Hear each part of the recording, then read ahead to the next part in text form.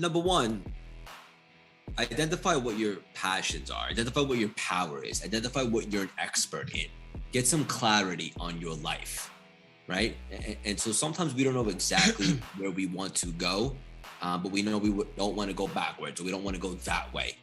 And for me, that was enough. And I like to put myself in good frequencies to get in that positive mindset, like rich energy, right? Creates rich ideas and so forth. So for me, every single day, fitness is a non-negotiable, 7 days a week. And I'm not like pouring that on anyone else that's listening to this audience. That's just me. I don't do fitness for the physicality. Like I used to seek validation when I was younger and a bit more immature, and I wanted to look good. Now I do it to break a sweat, to just be in my thoughts and to cross something off the list. And also looking good certainly doesn't hurt.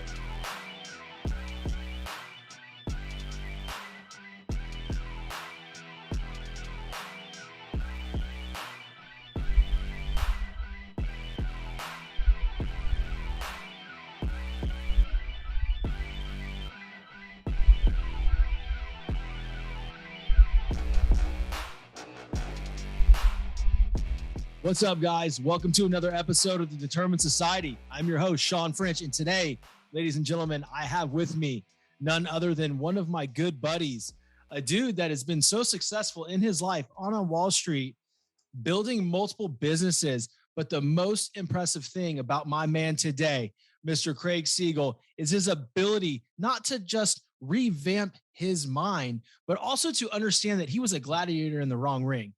And at one moment in his life, he made the decision to shift and step into his true purpose. I have with me today, ladies and gentlemen, Craig Siegel. I'm super jacked to have him. Craig, what's up, man? Bang! You weren't kidding when you said you had a special surprise for me in regards to an intro. I'm the one that's used to giving them out. It's great to be on the receiving end. There's literally no place in the world that I would rather be right now than here with you, brother. Let's do this. I'm freaking jacked about it, man. I appreciate you giving the time, coming on here and blessing me with that nice little wig you got going on. New hairpiece. I swear to God, guys, this guy gets a haircut every 5 days. It's amazing. It's true. You're not wrong. I love it, man. So listen, I'm going to ask you because you're so used to asking everybody else. I don't know if anybody's ever asked you this question. What's your superpower? Great question, buddy. And everybody has one. Make no mistake about it. For the audience listening, like everybody is special and unique. We just need to identify what that is so we could step into our power and make a major mark on this world. My superpower is my ability to communicate effectively. Whereas when I speak to someone, they feel inspired to actually want to take action. I've always had a thing for that. I just never package it and put it together.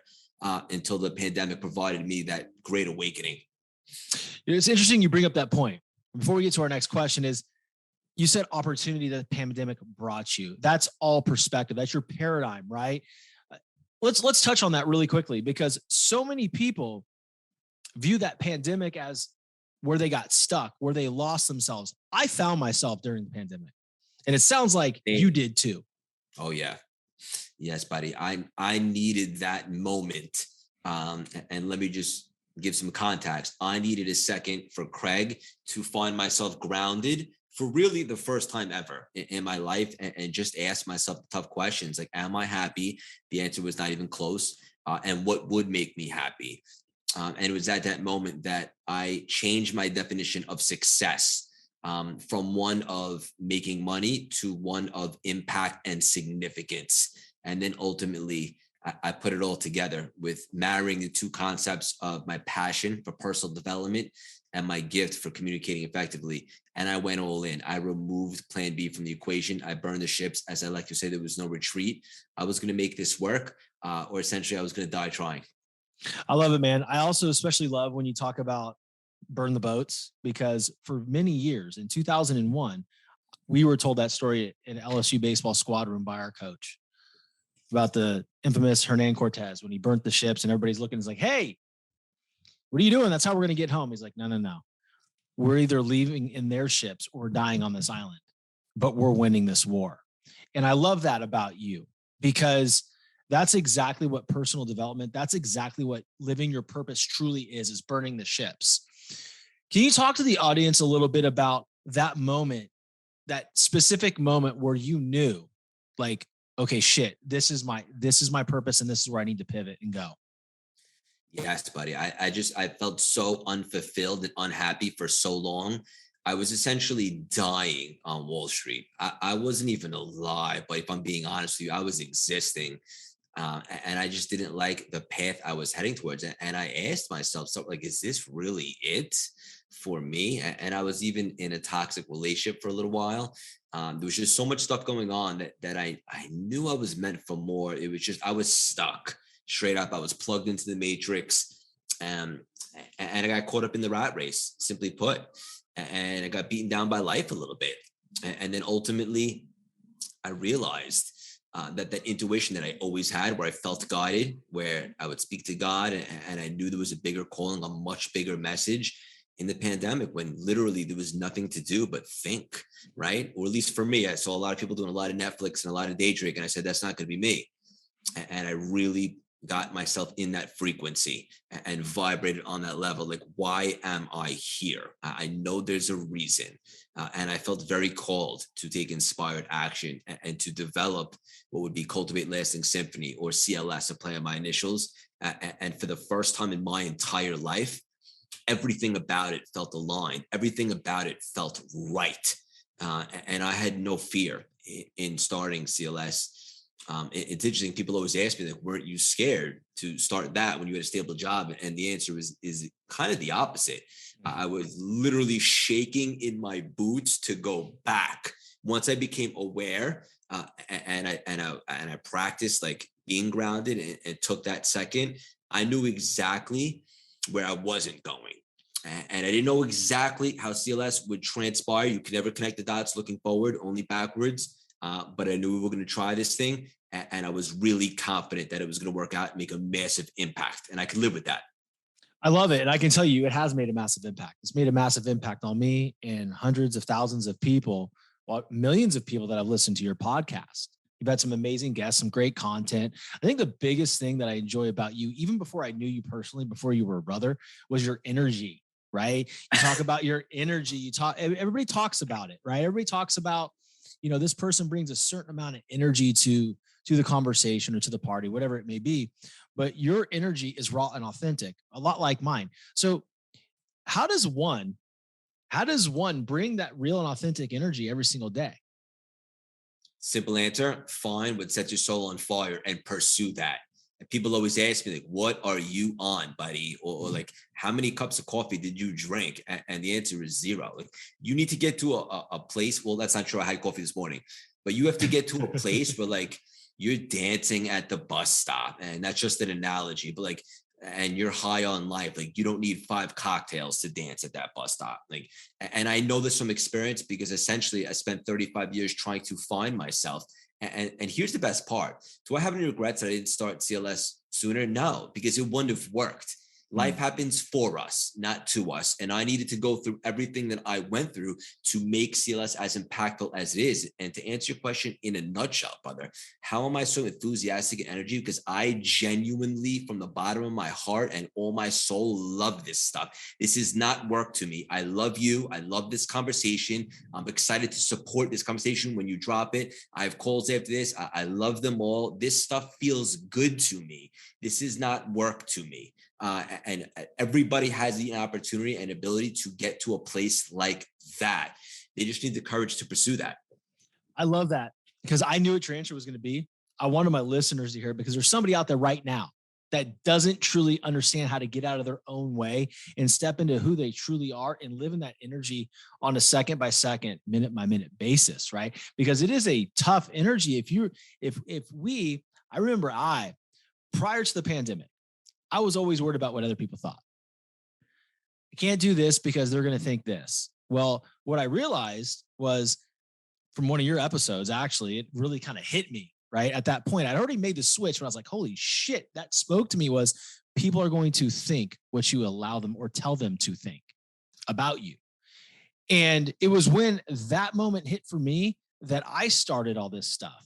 And from that point on, it's been like a busy helter-skelter neighborhood in my head, to where I'm constantly moving. I'm constantly in this energy, in this vibrational state that I just want to create. That's all I want to do. I want to have conversations like this on my podcast.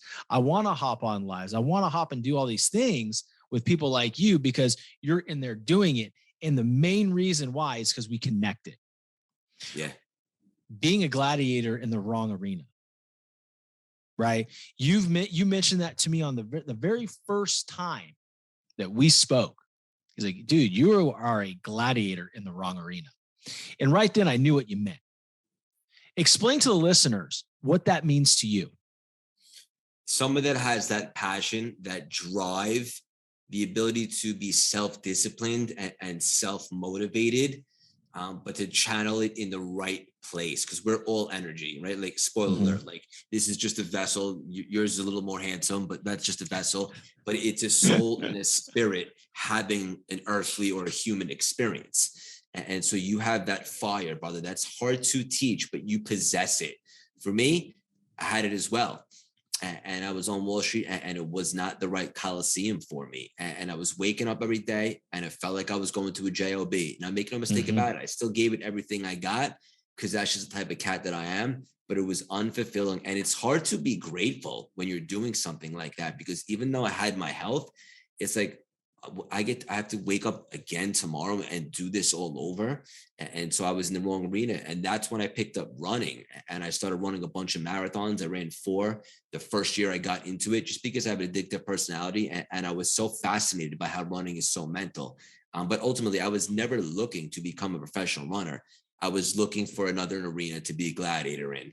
I knew running wasn't it, but I knew I was getting closer. And then, like I said earlier in the conversation, life happens for us, not to us. The pandemic gave me that opportunity to reassess. And that's when I figured out the correct arena. It's almost frightening how similar our stories are. So this all started for me, and this is so cool, because this is why we're in each other's lives. When this started for me, I just needed to lose weight because I was fat and out of shape, and I didn't know enough about COVID at that point to be like, okay, well, if I got it, how am I going to do? I'm having a hard time walking up the stairs here, right? So for me, it was more about just getting healthy and being here for my family, first and foremost. And then somewhere along that journey, I ran across Andy Frisella's 75 Hard. So I started doing that. And in the middle of that program, I started thinking to myself, and it was so uncomfortable. It was a sick feeling, to be quite honest with you. A lot like being in that arena that you're not supposed to be in, right? Because you know that your purpose is elsewhere. I started thinking there's something more I'm supposed to be doing right now. And I couldn't figure it out. It just wasn't happening for me. And then boom, one day I'm driving down the road and my brain exploded in my car. And then here we are on this podcast, right? Here we are, friends and connected from thousands of miles away. It's just the way life works when you start to live in your story and in your purpose. But our stories are so similar. You started with running. I started with beating the shit out of my body. It literally, and I'm not even talking figuratively. It was a lot. But what it did is it opened up a chamber in my mind to say hey, Sean, this is what you're supposed to be doing. Yeah, bro, you one step closer. Yeah. Let me ask you a question, because I know how I feel in these situations. When you're sitting there on Wall Street and you're in the wrong place for you, right? But you know that you have to give it everything you got because you have people riding on you. Literally, people's money's riding on you, their livelihood. Talk to me about the mental toughness and the emotional resilience that it takes to sit there at that desk, knowing that's not where you want to be and still give it everything. It's draining, brother, right? It sucks your soul to really do anything that you're not passionate about, specifically a profession where you're waking up each and every single day and you're putting on a happy face to go do a good job and excel at it, because that's just the type of cats we are. We don't phone it in. But ultimately, mental toughness, I suppose, is a phrase to describe it. But I was suffering, buddy. I wasn't, I don't think I've ever said this publicly, but let me be crystal clear. I was in pain, and I don't mean physical pain. I was in spiritual and emotional and mental pain. But to not have purpose and not have direction, and to be doing stuff that I want to say is a waste of time, because that's not fair. But look, let's keep it real. Like, we're not guaranteed tomorrow. We have this Mhm. day, right? As our good friend Ben Newman likes to say. So, like, how can we waste time? And ultimately, it got to the point, like, the last couple of years, it's no secret, I've really strengthened my relationship with God. And I grew up Jewish, but I'm not that religious. But my relationship with God means everything to me. And I got to a point where I felt like I was disrespecting him by not living my purpose and just being a spoke on the wheel. So mental toughness is one way to describe it, but I think that's kind of being nice. I was straight up suffering in silence. But the good news is I was aware that I was suffering, and I was looking for something else. But that's why I go back to the pandemic. It provided me that opportunity. I don't know when or if CLS would have been born had I not had that second to kind of catch my breath, find myself grounded, and reassess. It's amazing. I mean, it truly is amazing, the perspective, right? And when we're talking about, you almost felt like it was disrespecting God to not just to be a spoke in the wheel, right? You're just kind of going around and around and doing everything that you need to do on a day-to-day basis and not doing what Craig Siegel is supposed to do. That defining moment right there is everything. And for people that are listening, truly think about this, because when I had that epiphany, I knew I had to get my story out. There was no more negotiations, right, Craig? It was, this is, these thoughts and these things are in me because God put them there. And who am I to sit there and not get them out? These gifts need to be out in the world to honor God. I think that was one of the most real moments of my life, right? And because a lot of people will stand in their own way because they're afraid to say their truth in public. Most people. And just to be clear, just real quickly, like, it doesn't have to be God that you guys believe in. It could be Hanukkah Harry or Jesus, right? Or Kabbalah, whatever the case may be. But I think we all agree that there's more to us than just physical, flesh and bone. And if you believe that, then you probably believe that there's something bigger than us. So whatever it is, you are here for a reason. I love it. I'm glad you said that, because I was going to. Absolutely. It's there's a higher power here, guys, that's in charge. And our job is to honor that higher power.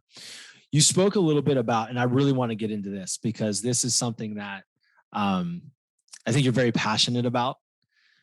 You know, with all that suffering, and when you're not living in integrity with who you are, and being in alignment of what you really truly want to do, you know, that's when dis-ease goes through the body. That's when you get sick. That's when disease happens. Quite literally. Talk to us about November, man. About the tumor? Yeah, talk about it. Yeah. It's very well documented. I was training for Chicago. I was doing it probably not for the best reasons. I was saying, I can't wait to shock the world. Stuff like that. And then ultimately at a speaking engagement with some jugs playing football on the beach, which is probably never a good idea, got injured, misdiagnosed as a sprained ligament. Turns out there's a tumor in my foot. And let me just be clear. I think this is a really big message for the audience. The old Craig of 9 months ago would have had more of a pity party and said, why me? Where did this come from? But I'm so enlightened now, and make no mistake about it, I got a lot of work to do. I work on myself each and every single day, but I'm just of the mentality now that life happens for me, not to me. And I believe that with every ounce of me. And so while I was shaken up to find out that there's a tumor in my foot, I also said, I know this is happening for a bigger reason, a bigger purpose. I'm not sure what it is yet, but let's go. Make a long story short, got the surgery, got the tumor out, came back benign, no big deal. Boom. Bang, crutches, stitches, the whole nine. And it was at that time when I began to teach myself the quantum and understanding the power of intention, and how we can vibrate on another level, and just understand all that we are an energy. And like I said earlier in the conversation, a soul and a spirit, having a human experience. And once I started to really buy into all this stuff, and just to give some more context, I had been skeptical of this for years because it was beyond my senses. I was always a mindset guy. When better time to dive in and to buy in when I'm on crutches and I can't physically train? So I did. And I went down the rabbit hole, brother, and I can't talk about this stuff enough. And for the first time in my life, I am experiencing real-time manifestations. I experienced a huge one today. And all that being said, I was able to get an opportunity to make it to the New York City Marathon, which was only 3 weeks after Chicago. It's not like it was 10 months. Right. And do it for the right reasons. Do it for something bigger than me. Inspire my pops, who's currently battling cancer, motivate him, and also raise money for American Cancer Society, which was what it was all about. And going into the race, buddy, I was so like deep into this quantum, and I didn't even feel like human anymore. Like I felt like I was in another dimension. People kept asking me, like, do you have a prediction? Do you think you'll be able to finish? Even my parents were like, Craig, if you're not feeling great, just, we don't want to injure you permanently. Like hop off the course. I'm like, all right, noted. But in my head, I was super confident, brother. Not from an arrogant point of view. I was just so spiritual and just so in this other dimension that I just had an unbelievable feeling about it.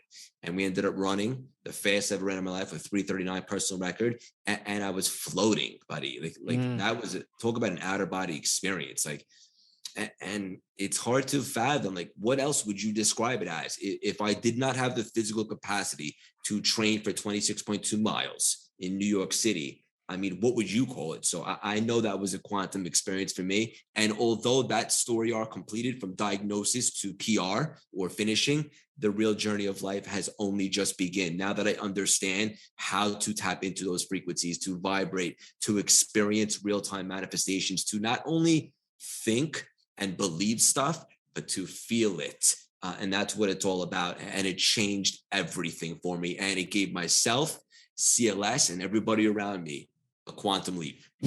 Dude, it's amazing. Like all of this shit is so amazing. The biggest thing though, outside of what happened when you started pursuing the quantum and like you said, going down that rabbit hole, was you were doing shit for the wrong reason before. And I can really relate to that. Like, I'm going to do this. I'm going to shock the world. I'm going to give somebody else that biggest F you saying, you know what? I can do it. Check this out, Dad. For me, that's so heavy, right? Because that is robbing the experience of joy and love throughout. Why was that so important for you? What was at that turning point when you said, okay, I need to do this for different reasons? Because it became about other people for you. Correct. I just felt guided, brother. I felt like when I got the tumor diagnosis, there was a lesson to be learned. Mm-hmm. And this is going to sound pretty deep and it might rub people the wrong way, but at the risk of being super authentic, like I believe all things like that happen for a reason. Yeah. And so when it happened to me, I wasn't a victim. I immediately thought, what is this trying to teach me? What am I going to learn from this? And then when I removed me from the equation, all of a sudden, I was able to get to the start line and have an at bat at this thing and do it for the right reasons. And it was at that moment when I shifted from me to my pops and anybody that has ever been affected with cancer that I just felt this level of confidence, like bulletproof confidence. Like it wasn't just me running. There was something, like I had some guardian angels with me, and I carry myself now like that. And as long as you can work within the ego, and there's a big misconception of losing the ego entirely. I don't suggest that because the ego is there to check you at times, but to work with it, I believe there is literally unlimited abundance on what we can achieve. Bro, unbelievable. I mean, that story is amazing. And it's funny because it reminded me of something that your good friend David Meltzer always talks about. You could have two different athletes or two different people, right? Whatever the walk of life it is. They could both want to go to the same school, the same college. One gets in, one doesn't. One didn't lose and one didn't win. They're both going to end up exactly where they need to be. And in that moment that you're going through this, you were right where you needed to be for a reason. And it takes a special person to remove themselves like you did from the equation and say, okay, there's a message, there's a reason why I'm going through this. And I can either wallow in it like I would 9 months ago, or I can rise above that and be different. That's it. And I think it's a lesson for everybody in any arena or any facet of life that they're in. When something happens, and spoiler alert, life will they will serve you some challenges and obstacles. So embrace them. Yeah.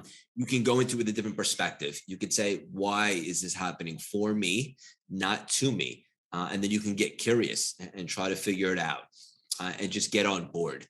And it is what it is. And when you have that, you kind of release like all the expectations or the victim mentality, which I think is literally the worst thing that you could possess. And then ultimately it shifts your perspective on how you do life. It truly does. Like the victim mentality, like, dude, like the world doesn't care how bad you had it, right? Everybody has their story, right? What's really cool is when you make something of your story and you become something.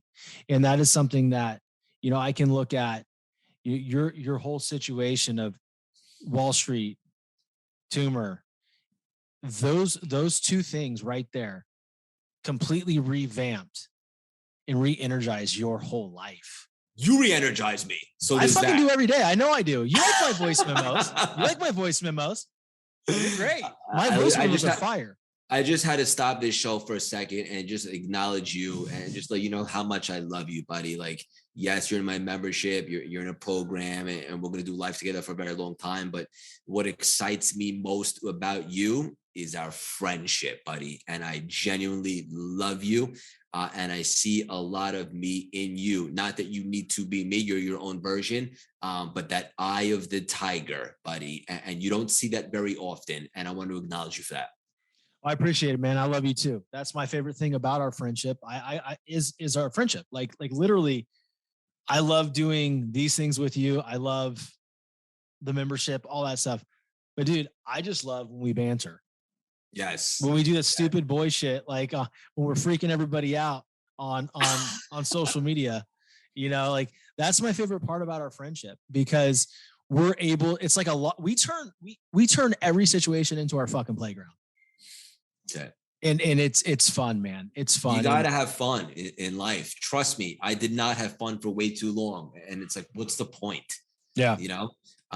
We can have fun and make a major impact and make a major living all at the same time. I think it's really cool though, when you meet certain people in your life at different stages, they bring something different out in you. And in every relationship, I try to find the purpose, right? Like, okay, well, this happened back then because of this, and now I know why. Like, I'm so grateful that you came along in my life when you did, because it is serving the best purpose as far as relationship goes, to where I don't know if I would have been ready a year ago, right? Like, we have to be open to the journey and how shit comes to us. I did. I don't know if you watched it. You probably did, but I did a reel the day after the Super Bowl talking about Andrew Whitworth and Matthew Stafford and how they waited for almost 2 freaking decades for their moment. But when it came, they were ready. Yeah. And that's, and honestly, dude, like, that's you. That's what happened in your life. When your moment came, you were fucking ready. And I'm going to tell you something.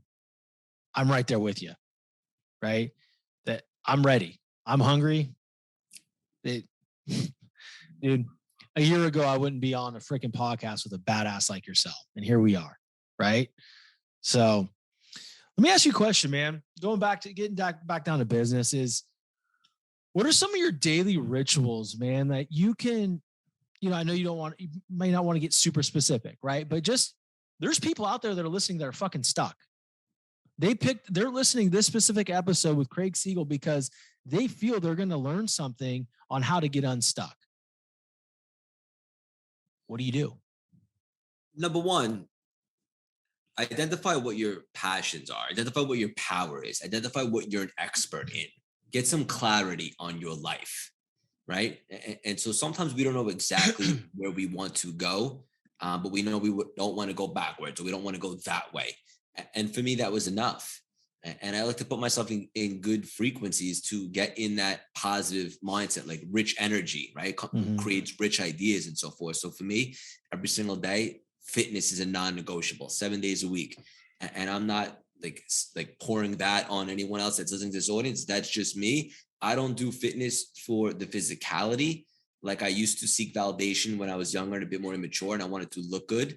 Now I do it to break a sweat, to just be in my thoughts and to cross something off the list. And also looking good certainly doesn't hurt. For me, that's well, you important. do look good. Thank you, buddy. I'm putting this one on YouTube so everybody can see your sexy face. Thank you, buddy. You know it. Just stuff like that. Like every single day. Like I know this is a bit cliche, but I pray / have a gratitude session. Because I do a little bit of both at the same time, but I don't start my day until I do that. And I talk about some of the things that I'm grateful for. And that immediately puts me in a good vibe. And the reason why this is so important is because, spoiler for everybody listening to this, like it's backed by science. And every single day when you wake up, 75% of your thoughts are going to be negative, which means you're already like in a debit. So you have to understand that and you have to block out the interference. So how do you do that? It starts with awareness, right? So going from an unconscious mindset to conscious. Oh, I know why I'm feeling weird today. Woke up on the wrong side of the boat, whatever the case may be, is because my thoughts are out of whack or my thoughts are disempowering. As soon as I become aware of that, now I just implement strategies, right? Implement positive thoughts. It's going to be a great day. I'm super grateful for X, Y, and Z. I get to work out today. I get to go to work today. I get to work on a side project, whatever the case may be. Now, all of a sudden, you create new beliefs, new behaviors, new results, and so forth. So the bottom line, and this is $1 billion thought process. Understand that you will receive negative thoughts over the course of the day, and it's on you to create systems to block it out. Because like I would say, thoughts are random, thinking is not.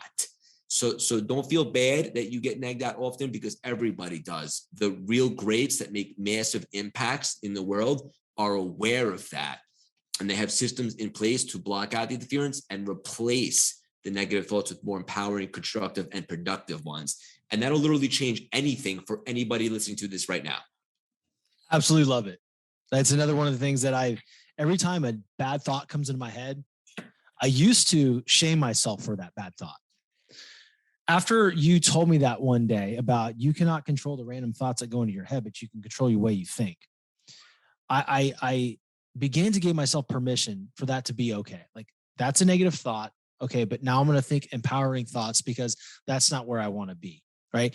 And doing that enough, that's where that emotional resiliency is formed. And we're able to completely, as you would say, revamp our mind, rewire it completely. Right. And I think that's super important because without that, we'd beat the hell out of ourselves every single day. I mean, I love the fitness 7 days a week because if I don't do that, then my mind's not right. It's my meditation. That's when I'm the most open. Love that you use that word because people ask me about running. To me, it's a moving meditation. And that, dude, so that's super important. I'm passionate about this because a lot of people say you need to be super quiet in a place of quiet to meditate and you need to have music on or whatever it is. Like, dude, I believe in active meditation. Same. Dude, we should get an apartment together. But I actually had this breakthrough recently. I was on a call with somebody, maybe a client or something like that, and they described running as mind moving meditation. And I said, you know what? That's exactly what it is. And I never articulated it, but yes, let me confirm. Running to me is a moving meditation, straight up. Lifting, 100%. Lifting, getting after it. Good tunes going into my ears. A lot of times, honestly, too, like if it's not tunes, I am listening to your podcast. Great show. I listened to the Rebecca Zung. That's one of your favorites. It's one of my favorites. Yeah. Amberly Lago. 100% one of my favorites. But yeah, man, like. What about some of the jugs? Like Deer Deck? Yeah, Milet, Deer Deck. I love Dead Milet. Obviously, Deer Deck was great. There was just a lot of subtle quotes in those 2 episodes, like especially the Rebecca Zung one. Yeah. Right? I just felt at that point in time that spoke to you. I know it spoke to you. It hit me. It hit me hard. Yeah. That's what it's all about. That's why Yeah. I people always like, I've never seen such a diversified portfolio of guests on a show. I want to hit everything. Like I want anybody that listens to feel triggered in a positive way, some way. That's why I have WWE wrestlers on, Hollywood actors, professional athletes, entrepreneur, literally everything, because I want it to be able to resonate to the masses. So I'm actually really glad that you said that. And it's funny because I'm watching your diversity of guests, right? And it's teaching me how to be diverse with my guests. So thank you. Yeah, for sure. Listen, like, don't typecast yourself. Don't be like stuck in a corner where it has to be this. Have great conversations with people that you believe will provide great value. And when you do that, and that's your sole motivation, brother, everything else will take care of itself. Sponsorships will throw money at you, big guests will arrive, and so forth. So just focus on providing value and catering to a bigger audience, which you obviously have. So it's the right mindset. I'm excited, man. I'm excited. We've got some big people on. We've had some big people on, and we're going to continue that, right? This is turning into the Public Figure Podcast. That's it. Like you're one of the dudes leading the way. I'm really excited to hear one of your recently recorded episodes. I'm not going to blow it out of the way. Oh, we can talk about it. Yeah, hell yeah, I'm excited for that shit. Yeah, man, that guy's awesome. Good dude. That episode will probably drop in the next 2 weeks just for you, because I know you're jonesing to hear it. I am. Something really special happens at the end of that episode that's never been done before in podcasts or on the CLS experience. So I'm excited for the world to hear that. I'm excited, man. I'm really excited. Yeah, listen, dude. Hey, we're running short on time, but I want to ask you something funny. What is one thing that people don't know about you that, like, for instance, one of my last guests, DJ, he did ballet. What's one funny thing that people may not know about you? I'd say there's probably a couple, buddy. I'm obsessed with the wrestling business. I used to play with figures, action figures, G.I. Joes, wrestling figures. What I think is interesting, and I think I've said this before, but people have a hard time believing it, is pretty shy. I'm an introvert, buddy. Like I don't do great in big crowds and stuff like that. When I started CLS, I understood based upon strategy that it was a means to the end to spread the impact. And now I've become very comfortable being uncomfortable. It's a skill set that anybody could develop. But I think what's weird and would really shock people based upon the way that I show up each and every day is that I'm pretty shy. Dude, that surprises the hell out of me. When I heard you say that on a call, I'm like, this lying son of a bitch, he is not an introvert. There's no way, because I only know how you show up, right? I only know how you showed up the first time we spoke on a Zoom, right? And how you show up for the public every single day. So it just goes to show everybody that you can literally create whatever type of character or mindset you need to in order to achieve the means, like the end goal. But it doesn't come off uncomfortable for you. Like I'm gonna tell you right now, it doesn't. Well, let me be clear. In the beginning, it was, and now it's second nature, because I'm consistent, I'm committed, and I've conditioned myself. And so now I do feel comfortable, and I'm much more at home with big crowds and stuff like that. And showing up on social media doesn't scare me the least bit. In fact, it exhilarates me. But I had to get there. Just like anything else, for anybody listening, like, let's hammer home with a big message here. Like, if you want to do big things, then, like, nothing changes if nothing changes, right? Like, you have to change things to get new results, so to speak. And for me, one of the things that I needed to do, or I felt that I needed to do, was show up often, and show up in a big way. And now this is who I am. It's 100% authentic, but I had to start somewhere. And for the audience listening, like Sean said, like, where you're at is not an indication of where you can be. You can work on yourself. You can develop skill sets. You can create your life by design if you want to. That's one hell of a mic drop to end it. I have one more question for you. Two more, actually. What can my audience do to best support you? Where can they find you? Best way to support me is say hello on Instagram at Craig Siegel _CLS. Listen to the record setting podcast, The CLS Experience, anywhere you listen to podcasts. Could join our free daily texting community, just a lot of nuggets and CLS bliss each and every day. Text the word juggernaut to 917-634-3796. And if you want, go to the website, Cultivate Lasting Symphony, and see all the ways to work with us or to be in that orbit, in that frequency of good vibes and doing big epic things, specifically the CLS membership, which is weekly. And we just have a ton of fun. Come say what up. Come say hello. Well, guys, I can tell you one thing. I am in the CLS membership, and it is one hell of a community. It is one hell of a family. And, people there truly care about each other, and we help each other progress every single day in our business, in our journeys. Craig, what can I do to best support you, to continue to support you? Oh, that one's simple, brother. Just continue to build the friendship with me, buddy, because I genuinely love you.